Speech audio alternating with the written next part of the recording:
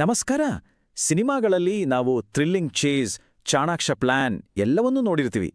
ಆದ್ರೆ ನಿಜ ಜೀವನದಲ್ಲಿ ನಡೆದ ಒಂದು ಪೊಲೀಸ್ ಆಪರೇಷನ್ ಸಿನಿಮಾವನ್ನೇ ಮೀರಿಸಿದರೆ ಹೇಗಿರುತ್ತೆ?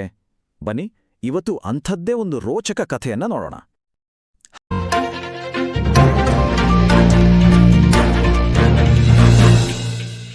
ಹೌದು, ಕೆಲವೊಂದು ಸಲ ರಿಯಲ್ ಲೈಫ್ಗಿಂತ ಹೆಚ್ಚು ನಾಟಕೀಯವಾಗಿರುತ್ತೆ. ಅದಕ್ಕೆ ಪರ್ಫೆಕ್ಟ್ ಉದಾಹರಣೆ ಅಂದ್ರೆ ನಾವು ಇವತ್ತು ನೋಡ್ತಾ ಇರೋ ಈ ಕಥೆನೇ.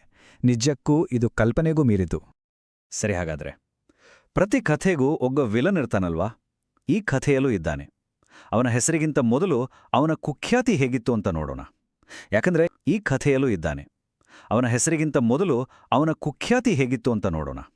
ಯಾಕಂದ್ರೆ ಈತ ಬರೋಬ್ಬರಿ 4 ರಾಜ್ಯಗಳ ಪೊಲೀಸರಿಗೆ ದೊಡ್ಡ ತಲೆನೋವಾಗಿ ಕಾಡಿದ್ದ. ಅಂದ್ರೆ ಈತ ಸಾಮಾನ್ಯ ಕಳ್ಳಂತೂ ಖಂಡಿತ ಅಲ್ಲ. ಪೊಲೀಸರ ಕಣ್ಣಿಗೆ ಮಣ್ಣೆರಚಿ ರಾಜ್ಯದಿಂದ ರಾಜ್ಯಕ್ಕೆ ಹಾರ್ತಿದ್ದ ಈತನನ್ನ ಹಿಡಿಯೋದು ಅಂದ್ರೆ ಅದು ಕಾನೂನು ಪಾಲಕರಿಗೆ ನಿಜಕ್ಕೂ ಒಂದು ದೊಡ್ಡ ಚಾಲೆಂಜ್ ಆಗಿತ್ತು. ಓಕೆ, ಇವನ ಹೆಸರು ಶಿವಕುಮಾರ್. ವಯಸ್ಸು 35, ಕನಕಪುರದವನು. ಹಗಲಲ್ಲಿ ನೋಡಿದ್ರೆ ನಿಮ್ಮೆಲ್ಲರ ಹಾಗೆ ಒಬ್ಬ ಸಾಮಾನ್ಯ ವ್ಯಕ್ತಿ. ಆದ್ರೆ ರಾತ್ರಿ ಆಗ್ತಿದ್ದಂತೆ ಇವನ ಇನ್ನೊಂದು ಮುಖ ಅನಾವರಣ ಆಗ್ತಿತ್ತು. ಇಡೀ ಅಂತಾರಾಜ್ಯ ಕ್ರೈಮ್ ನೆಟ್ವರ್ಕ್ನ ಸೂತ್ರಧಾರನಾಗಿ ಬದಲಾಗ್ತಿದ್ದ. ಸರಿ, ಪೊಲೀಸರು ಇವನನ್ನ ಹಿಡಿಯೋಕೆ ಇಷ್ಟೆಲ್ಲ ಪ್ಲಾನ್ ಮಾಡೋಕೆ ಕಾರಣ ಏನು? ಅವನ ಕ್ರೈಮ್ ನೆಟ್ವರ್ಕ್ ಎಷ್ಟು ದೊಡ್ಡಿತ್ತು? ಬನ್ನಿ, ಅದನ್ನ ಅರ್ಥ ಮಾಡ್ಕೊಳ್ಳೋಣ. ಊಹಿಸಿ ನೋಡಿ, 1-2 ಕೇಸಲ್ಲ, ಬರೋಬ್ಬರಿ 60ಕ್ಕೂ ಹೆಚ್ಚು ಕೇಸ್ಗಳು. ಈ ಒಂದೇ ಒಂದು ನಂಬರ್ ಸಾಕು ಇವನ ಅಪರಾಧದ ಜಾಲ ಎಷ್ಟು ದೊಡ್ಡದಿತ್ತು ಅಂತ ಹೇಳೋಕೆ. ಮತ್ತೆ ಈ ಜಾಲ ಬರೀ ನಮ್ಮ ಕರ್ನಾಟಕಕ್ಕೆ ಮಾತ್ರ ಸೀಮಿತವಾಗಿರಲಿಲ್ಲ.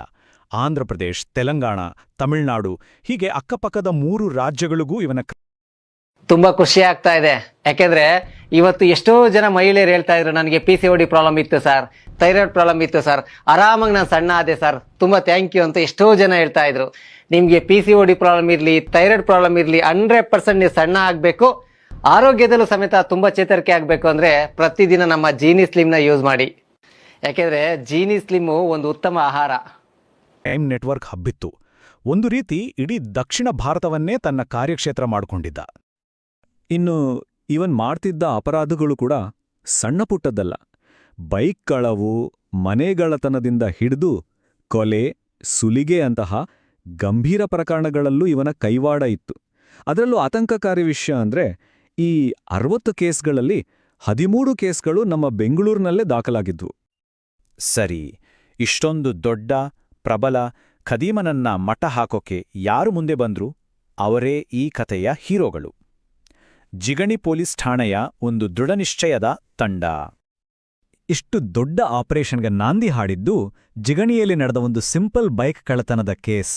ಆದ್ರೆ ಆ ಕೇಸ್ನ CCTV ಫುಟೇಜ್ ಪೊಲೀಸರಿಗೆ ಇಡೀ ಕಥೆಯನ್ನೇ ಬದಲಾಯಿಸುವಂತಹ ಒಂದು ದೊಡ್ಡ ಸುಳಿವು ಕೊಡ್ತು. ನೋಡಿ, CCTVಯಿಂದ ಶಿವಕುಮಾರ್ ಬೆಂಗಳೂರಿನ ಕೊಳನುಕುಂಟೆಯಲ್ಲಿರೋ ತನ್ನ ಅಕ್ಕನ ಮನೆಗೆ ಬಂದು ಹೋಗ್ತಾನೆ ಅನ್ನೋದು ಪಕ್ಕಾ ಆಯಿತು. ಇದೊಂದು ದೊಡ್ಡ ಲೀಡ್. ಆದರೆ ಇಲ್ಲೇ ಒಂದು ದೊಡ್ಡ ಅಡಚಣೆಯೂ ಇತ್ತು. ಅದೇನಂದ್ರೆ ಅವನ ಅಕ್ಕನ ಮಕ್ಕಳೇ ಅವನಿಗೆ ಕಾವಲುಗಾರರಾಗಿದ್ರು. ಪೊಲೀಸರು ಬರೋ ಸುಳಿವು ಸಿಕ್ಕಿದ ತಕ್ಷಣ ಅವನಿಗೆ ಅಲರ್ಟ್ ಮಾಡಿಬಿಡ್ತಿದ್ರು. ಸೊ ಅವನ ಲೊಕೇಶನ್ ಗೊತ್ತಿದ್ರೂ ಹಿಡಿಯೋದು ಅಸಾಧ್ಯವಾಗಿತ್ತು. ಹಾಗಾದ್ರೆ ಮುಂದೆ ಪೊಲೀಸರು ಈ ದೊಡ್ಡ ಚಾಲೆಂಜನ್ನ ಹೇಗೆ ಎದುರಿಸಿದ್ರು? ಅವರ ಮಾಸ್ಟರ್ ಪ್ಲಾನ್ ಏನಿತ್ತು? ನೋಡೋಣ ಬನ್ನಿ. ಇಲ್ಲಿ ನೋಡಿ ಪೊಲೀಸರ ಜಾಣ್ಮೆ. ಅವರು ತಕ್ಷಣ ಅಟ್ಯಾಕ್ ಮಾಡೋಕ್ ಹೋಗ್ಲಿಲ್ಲ. ಮೊದಲು ಅನಲೈಸ್ ಮಾಡಿದ್ರು. ಓಕೆ, ಈ ಕಾವಲು ವ್ಯವಸ್ಥೆಯೇ ದೊಡ್ಡ ಪ್ರಾಬ್ಲಮ್ ಅಂತ ಅರ್ಥ ಮಾಡ್ಕೊಂಡ್ರು.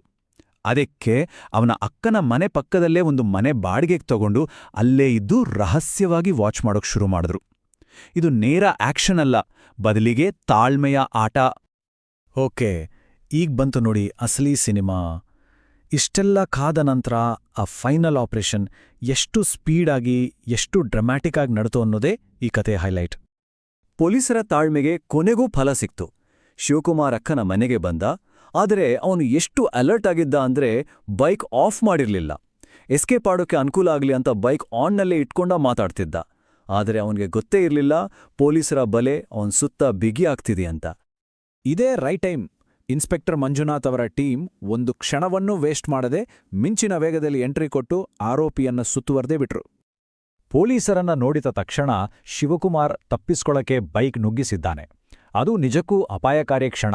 ಆದರೆ ನಮ್ಮ ಪೊಲೀಸರು ತಮ್ಮ ಪ್ರಾಣವನ್ನೇ ಪಣಕ್ಕಿಟ್ಟು ಅವನನ್ನ ಚೇಸ್ ಮಾಡಿ ಸಿನಿಮೀಯ ಸ್ಟೈಲ್ನಲ್ಲಿ ಬೈಕ್ ಅಡ್ಡಗಟ್ಟಿ ಕೆಳಗೆ ಬೀಳಿಸಿದ್ದಾರೆ.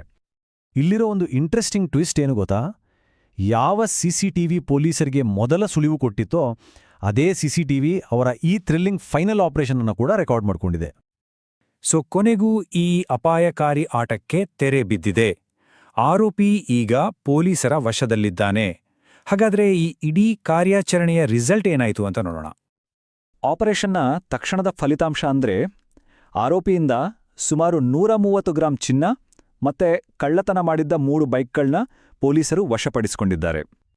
ಹಾಗಾಗಿ 4 ರಾಜ್ಯಗಳಿಗೆ ತಲೆನೋವಾಗಿದ್ದ ಆ ಖದೀಮ ಕೊನೆಗೂ ಕಂಬಿ ಹಿಂದೆ ಹೋಗಿದ್ದಾನೆ. ಈ ಯಶಸ್ಸಿಗೆ ಕಾರಣವಾಗಿದ್ದು ಇನ್ಸ್ಪೆಕ್ಟರ್ ಮಂಜುನಾಥ್ ಮತ್ತು ಅವರ ಟೀಮ್ನ ತಾಳ್ಮೆ, ಅದ್ಭುತ ಪ್ಲಾನಿಂಗ್ ಮತ್ತೆ ಅವರ ಧೈರ್ಯ. ಅವರೆಲ್ಲರಿಗೂ ಒಂದು ಹ್ಯಾಟ್ಸ್ ಆಫ್ ಹೇಳಲೇಬೇಕು. ಈ ಇಡೀ ಘಟನೆ ಒಂದು ಮುಖ್ಯವಾದ ಪ್ರಶ್ನೆಯನ್ನ ನಮ್ಮುಂದೆ ಇಡುತ್ತೆ. ಇವತ್ತಿನ ಈ ಹೈಟೆಕ್ ಜಗತ್ತಿನಲ್ಲಿ ಕ್ರೈಮ್ ಕೂಡ ಹೈಟೆಕ್ ಆಗ್ತಿದೆ.